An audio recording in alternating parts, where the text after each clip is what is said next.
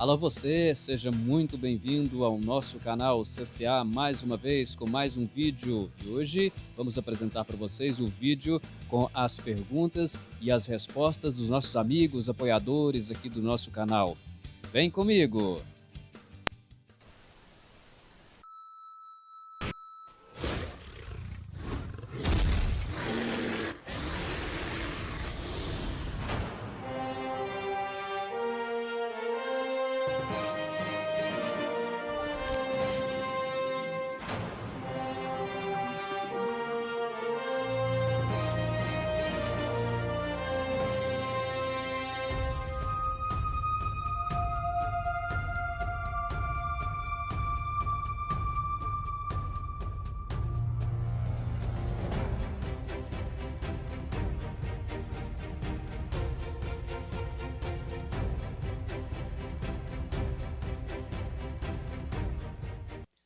Ok, galera, sem mais delongas, quero agradecer a todos vocês aí que mandaram as suas perguntas aqui para a gente responder, tá bom? E vamos lá, vamos dar sequência, né? A gente já começa com a pergunta da Márcia Maia Menezes. Márcia, muito obrigado pela sua participação aqui no nosso canal, tá bom? E também muito obrigado por sempre estar por aí conferindo os nossos vídeos, tá legal? E vamos lá, Sapeca e a pergunta da Márcia. A Márcia disse assim, ó. Histórias com temas sobrenaturais fascinam muitas pessoas, inclusive eu. Adoro ouvir relatos de aparições misteriosas. O que você acha sobre essas luzes misteriosas que tanto falou em seus vídeos? Você acredita que seja uma manifestação de espíritos ou é algo da natureza, passível de ser esclarecido pela ciência? Bom, Márcia, eu não bato martelo em nada que eu digo, né? Porque a gente não tem a verdade absoluta, mas porém eu suspeito que é tudo isso, né? Tudo isso, tudo junto e misturado, né? Eu acredito que tem coisas aí relacionadas à espiritualidade e também, né, as coisas científicas, por exemplo, astronomia e até as teorias, né? Das civilizações extraplanetárias, tá certo? Então é isso. Eu creio que é mais ou menos isso. Eu acho que tudo na natureza, no universo, é tudo conectado, não é mesmo? Muito obrigado, viu? Espero que tenha respondido a sua pergunta da maneira que você gostaria. E na sequência, vamos apresentar aqui a pergunta do nosso amigo Disseu Xavier, do canal Disseu Xavier É Nós na Roça. Valeu, Disseu, pela sua participação, ok? E pela parceria também, pelo apoio de sempre. Olha só, gente, eu vou passar aqui o texto do Disseu na íntegra, ok? Como ele escreveu aqui para mim, tá certo? Ele disse assim, ó, amigo, parceiro e conterrâneo André Alves da Pica. Olha só. Em um vídeo seu, você disse que o homem não é racional. Concordo plenamente. Quando alguém julga um índio como intruso, mesmo sabendo que eles eram, né, os índios sim, eram os donos da terra invadida e destruída. Pois é, Disseu, nós seres humanos, né, éramos para ser, sim, racionais, né? Afinal de contas, nós temos a faculdade de raciocinar, de pensar, né, de ponderar as coisas, mas infelizmente o ser humano, né, em várias áreas aí do grande do grande sistema, né, que é a nossa cultura humana aqui, deixa muito a desejar, né? O ser humano, infelizmente, por motivos de interesses vários, né, ele deixa de ser racional, acreditando ser racional, na verdade, né? Mas, infelizmente, o ser humano ainda precisa evoluir bastante para, sim, poder ser chamado de um ser racional. E o Disseu continua aqui, ó. Ele me perguntou o seguinte, né? Explica para nós aí, André, o que é sazonal? Isso surgiu de uma conversa nossa pelo WhatsApp, em que eu falei essa palavra e ele adorou, né? Ele gostou muito da palavra sazonal. Bom, Disseu, o seguinte, sazonal não é muito difícil de explicar, porque são coisas de época, né? Coisas que acontecem no decorrer do ano. Por exemplo, as frutas, né? Por exemplo, o piqui, que dá uma vez no ano, a cagaiteira, o araticum, né? Essas coisas assim que dão uma vez por ano, cada uma numa época específica, né? O sazonal é próprio, então, de uma estação. Por exemplo, as frutas silvestres, as chuvas também, né? Tem a época das chuvas, tem a época da seca, né? E também a produção dos alimentos, né? A maioria dos alimentos é possível serem produzidos, né, apenas numa determinada época, né? Em alguns meses do ano. Então, depois disso, é possível fazer esse plantio, esse cultivo só no próximo ano, certo? Por exemplo, o milho, né? O feijão, arroz, enfim, todos os alimentos, beleza? Odisseu, muito obrigado pela sua participação. E tem mais uma aqui, ó. Essa aqui é, é aquele tipo de pergunta com duplo sentido, né? André, você sabe que mesmo nessa crise de destruição da natureza, os veados estão aumentando? Bom, Odisseu, eu acredito que você seria a pessoa mais indicada para responder essa pergunta, tá bom? Afinal de contas, você trabalhou, né, na Polícia do Meio Ambiente, então você tem mais conhecimento, né? Você poderia estar falando melhor a respeito desse assunto, beleza? Obrigado, cara. Valeu pela sua participação aqui, tá bom? Dando sequência, eu passo agora a pergunta do grande amigo da gente também, né? Grande apoiador do nosso canal também, o Clenilson Rodrigues. O Clenilson escreveu assim, ó: André, primeiro, parabéns pelo seu canal é bem diversificado e isso acaba atraindo nossa atenção pela infinidade de temas. Obrigado, Clenilson. Mas o que eu mais gosto é de vídeos que mostram alguma curiosidade ou animais, animal principalmente. E aí vem a pergunta, né? Quando você fez vídeos sobre animais da nossa região, você saiu procurando ou foi uma coincidência em encontrá-los e, por sorte, você tinha uma câmera ou celular e foi possível aproveitar o momento? Exatamente isso, meu amigo. É isso aí. Todos os registros que eu fiz dos animais, né, de alguns vídeos, né, que eu já postei por aqui, foi justamente isso. Eu estava no lugar certo e na hora certa e pude fazer o registro dos bichinhos. Beleza? Cara, muito obrigado, um abraço para você, obrigado pela sua participação aqui no nosso canal, trazendo essa pergunta super interessante. Obrigado também pelos elogios aí. Beleza, cara? Um abraço para você. Seguindo aqui, a próxima pergunta é da minha mana, da minha irmã Águida Costa. É isso aí, ela reside lá em Goiânia. E ela fala o seguinte: minha pergunta é relacionada ao seu vídeo sobre Pequi. Hum, vamos lá, né? Você conhece muitas pessoas que têm o costume ou simplesmente já experimentaram a castanha que fica por baixo dos espinhos do fruto? Qual a opinião delas? Gostaram ou não? Bom, mana, pelo menos aqui na nossa região, eu não conheço ninguém que tenha o costume, né, de estar aproveitando essa parte do pequi. Normalmente o pessoal aproveita apenas a polpa, certo? Mas a gente pode fazer pesquisas e futuramente falarmos, né, aprofundarmos esse assunto e esclarecer a sua dúvida. E a Amanda continua aqui, ó. E aproveitando a oportunidade, acho que todos sabem que o estado de Goiás é considerado a terra do pequi, mas quem já experimentou o pequi de Mato Grosso discorda disso. Olha só, disso eu não sabia, né?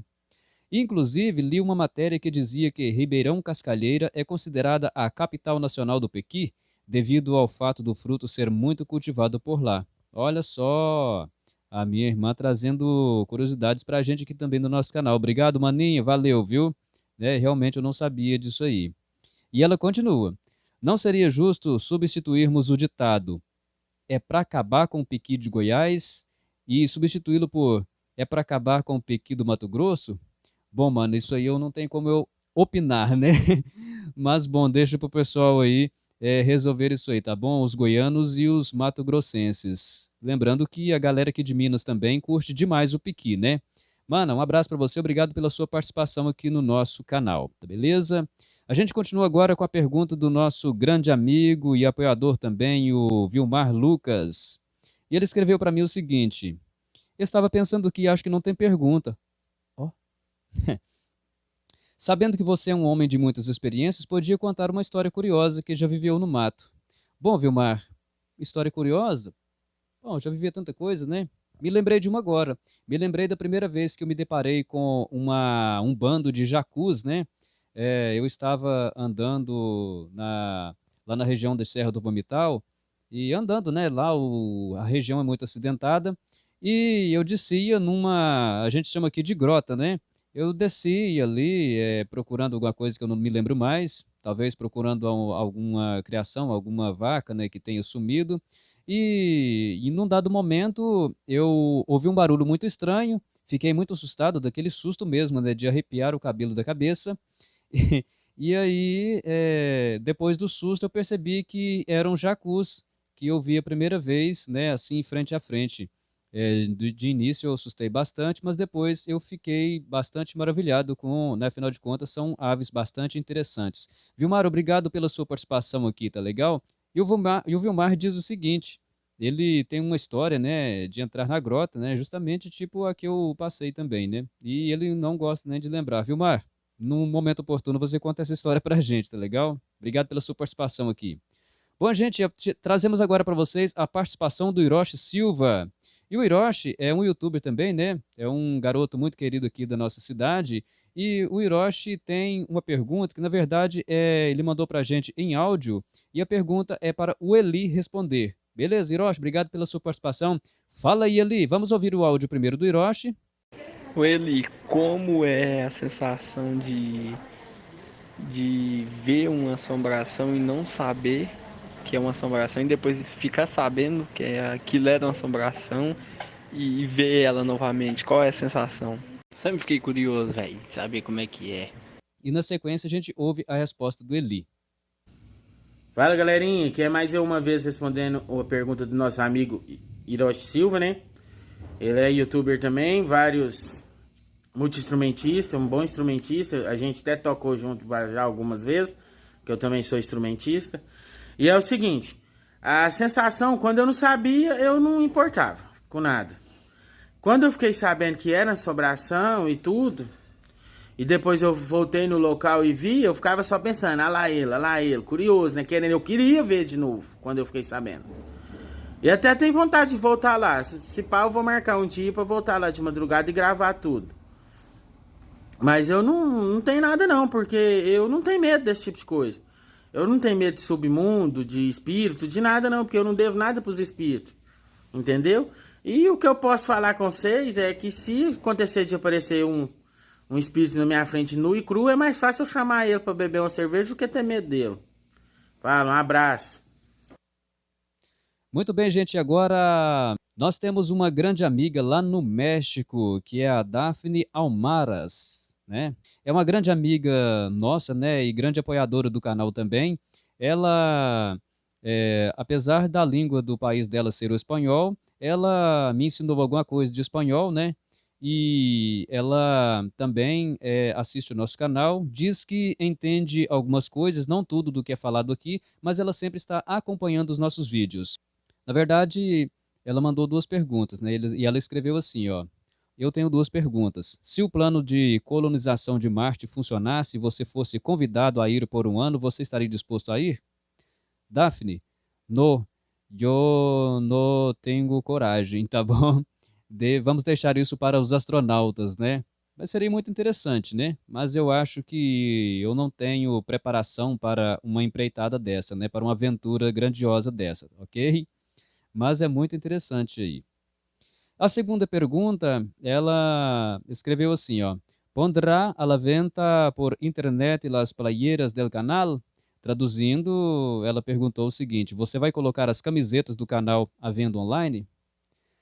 Bom, minha amiguita, infelizmente eu não tenho ainda condições financeiras, né? Não tenho capital para produzir essas camisas, mas futuramente a gente pretende sim produzir essas camisas para presentear os nossos inscritos, ok? Então fica ligado aí que quem sabe a gente pode mandar uma camisa dessa aqui para El México, no? Muitas graças por sua participação aqui no nosso canal e continue aí ouvindo a gente, assistindo aos nossos vídeos, tá bom? E participando, tá bom?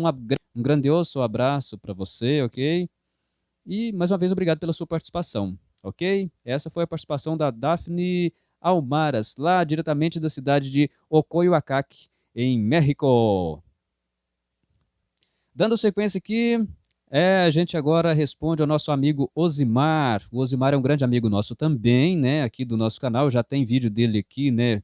dois vídeos com a participação do Osimar aqui no nosso canal, e o Osimar mandou um áudio para mim. Vamos ouvir o áudio? Ô, meu amigo André, boa tarde, tudo bem? Então vai lá a pergunta. O André, tem quanto tempo que despertou esse interesse aí de estar fazendo esse canal tão bacana aí que, né, está fazendo muito sucesso aí?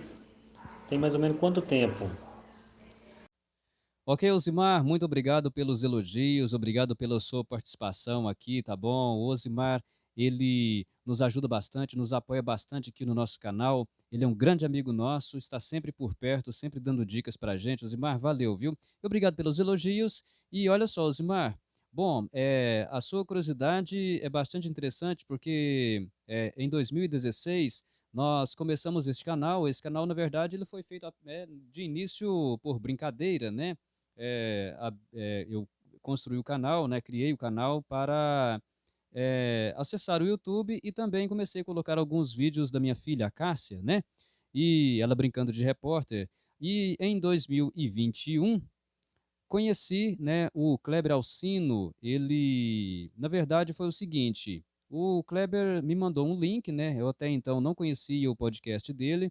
Ele me mandou o link em que faria uma live, né, um podcast com o Dirceu Xavier. Eu fiquei interessado, pensei, puxa, é interessante, vou assistir, né? Acompanhei a partir daí, então, todas as entrevistas que ele fez no seu podcast, e o próprio Kleber e também o Dirceu Xavier, eles começaram a me incentivar a também produzir conteúdo aqui para este canal, e foi assim que começou. Nós começamos aí a colocar vários vídeos, inclusive tem vídeos seus aqui, né? Eu sou muito grato por isso. E então nós fomos cada vez mais produzindo conteúdo, e hoje o canal já está com 260 inscritos, né? A nossa meta, né? A nossa primeira meta é os 1.000 inscritos, e a gente vai chegar lá em breve, né? O pessoal está ajudando bastante, o pessoal apoiando, e é isso aí, a gente é muito grato. Valeu, Osimar, pela sua participação aqui, tá bom? Como sempre, sempre nos incentivando, sou muito grato eternamente por isso.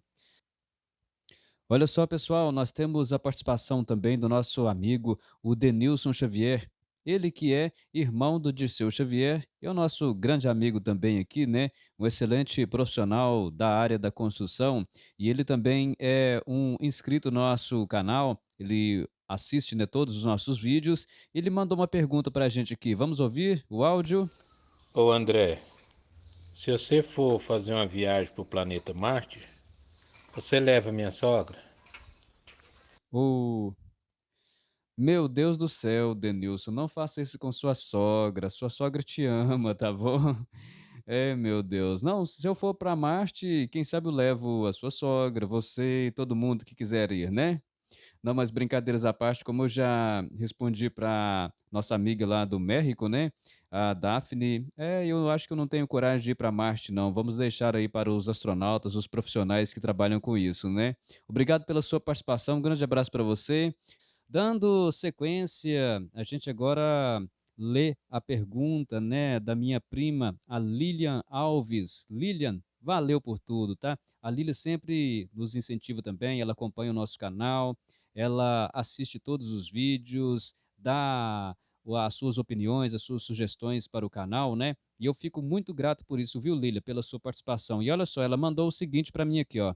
Ela disse: primo, a pergunta é a mesma que você faz para a gente, até porque o seu conteúdo é mais sobre isso. Para você, o que é essa luz que tantos contaram e que viram?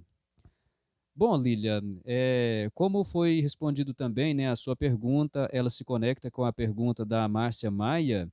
Ela, essa pergunta é muito interessante, porque essas luzes, para mim, é relacionado à espiritualidade, e também pode ser também algum tipo de sonda, né, alguma coisa assim, dos nossos irmãos extraplanetários, né? Isso é muito complexo a gente falar nisso, mas eu tenho essa impressão, essa suspeita de que tudo isso é conectado à parte espiritual, né, de vários mundos, as várias frequências vibratórias, né, as várias dimensões que existem, né, dos multiversos. Então eu penso que isso tudo conectado. Então, essas luzes eu penso que é algum tipo de manifestação disso. Pode ser também, né, alguma pessoa que, o espírito de uma pessoa que já morreu, né, e por alguma espécie de apego, enfim, essa é uma das possibilidades de tantas outras que, né, que o pessoal teoriza por aí. Prima, muito obrigado pela sua participação, pelo incentivo, pelo apoio e por acompanhar o nosso canal, tá ok? Você nos ajudou bastante aqui com essa pergunta. Futuramente a gente pode aprofundar nesse assunto, né, com mais prazo, com mais tempo, num possível podcast que a gente venha a fazer aqui no canal, beleza? Um grande abraço para você, obrigado mais uma vez pela sua participação. A próxima participação é da Sueli Silva, ela também é uma grande apoiadora do nosso canal, está sempre assistindo aos nossos vídeos, também dando sugestões, comentando nos vídeos. Sueli, C10, viu? Muito obrigado por tudo que você tem feito pelo nosso canal aqui. E a Sueli mandou, né, uma mensagem para a gente assim, ó. André, tenho uma curiosidade sobre o cachorro do Morro da Mumbuca. Algum morador de hoje na região relata ter visto ou percebido ele por lá? Bom, Sueli, eu vou fazer o seguinte, já que o seu nome rima com o nome do Eli, Sueli e Eli, né? Eu vou passar a bola para o meu grande amigo Eli responder essa pergunta para você, ok? Primeiramente, a gente vai ouvir o áudio da Sueli e, na sequência, o Eli responde para ela. Vamos lá? O sentido da palavra percebido aí é se algum morador de lá hoje, por exemplo, percebeu, né, alguma diferença nos animais, principalmente os equinos, que esses dizem que percebe muito antes da gente, né, a presença de algum ser sobrenatural. Ou até mesmo alguma briga entre cachorros mesmo, né? É, será que os animais da região pode ter percebido presença desse bicho lá? Alguém já relatou isso? Não? É o seguinte, os animais, quando eles sentem a presença primeiro que a gente, né? Aí ele sempre ficava refugando, não queria passar, mas a gente insistia e passava. Os cachorros já desviavam da estrada, que estava acompanhando a gente, sempre por causa disso. Mas até então eu não sabia que era, né? Até que muitos anos depois que eu descobri, mas sempre em questão, quando é assombração ou que seja, os animais percebem primeiro. Sempre percebe primeiro. Isso aí é um fato. Aí tá respondida a pergunta da nossa inscrita, né? E um abraço aí para todos. Já já tem mais conteúdo. Se inscreva. Bom, gente, para fechar muito bem as nossas perguntas de hoje, eu atendo o meu grande amigo e também apoiador do nosso canal, o Danilo. Ele sempre está com a gente, acompanhando os nossos vídeos também. Ele sempre nos apoia, dá sugestões, enfim, é um grande cara também que nos ajuda muito, muito, muito no nosso canal. E ele mandou aqui, ó, por que não há mais abduções físicas atualmente como no passado? Bom, falar sobre abduções é muito complexo, né? Afinal de contas, a maioria das pessoas não sabe o que é isso. Bom, abduções seria o sequestro, o rapto, o arrebatamento, né?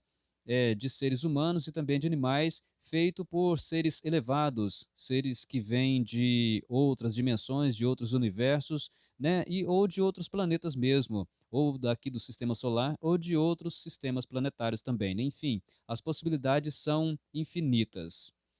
Bom, eu penso que no passado as abduções aconteciam para fazer experiências, né, para hibridização, para colher material das pessoas abduzidas e dos animais também, mas que hoje talvez essas abduções físicas não sejam mais necessárias devido à mudança da agenda, à evolução da agenda desses seres, né, que depois de colher material, de fazerem, né, as suas pesquisas, hoje eles abduzem o pessoal mais em sonhos, né, em projeções astrais. Então, acontece muito de gente sonhar com seres diferentes, seres que não têm essa configuração física que nós humanos temos, né, que às vezes são parecidos com a gente ou muito diferentes, enfim.